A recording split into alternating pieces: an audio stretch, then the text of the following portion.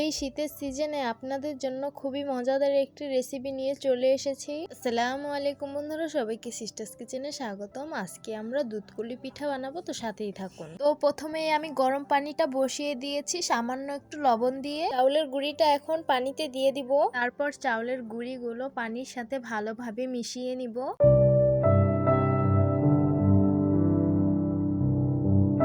চাউলের গুঁড়িগুলো ভালোভাবে মিশিয়ে নিয়েছি। এখন একটা সরা দিয়ে ঢেকে দেব যাতে সুজিটা ফুটে যায়। চাউলের গুঁড়াগুলো সিদ্ধ হয়ে গেছে, এখন নামিয়ে হাত দিয়ে ছানিয়ে সুন্দর করে একটা ডো করে নেব। এখন ছোট ছোট করে ডো বানিয়ে নিব। পিঠাটা যতটুকু সাইজের হবে ততটুকু সাইজের ডো বানিয়ে নিয়েছি, আপনারা চাইলে বড় ছোট করে নিতে পারেন। এখন একটা ডো নিয়ে সুন্দর করে ঘুরিয়ে ঘুরিয়ে একটা বাটির শেপ করে নিয়েছি। এখন কুড়ানো নারকেল গুলো বাটির ভিতরে দিয়ে সুন্দরভাবে ভাঁজ দিয়ে দিব। এমন ভাবে ভাঁজ দিব যাতে বাটির ভিতর থেকে না বের হতে পারে।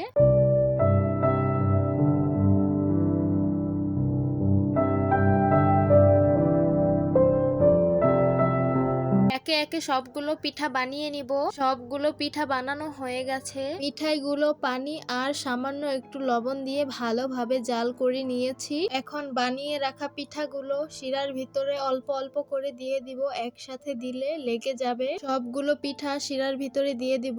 আমাদের পিঠাগুলো সিদ্ধ হয়ে গেছে, তাই উপরে ভেসে উঠেছে।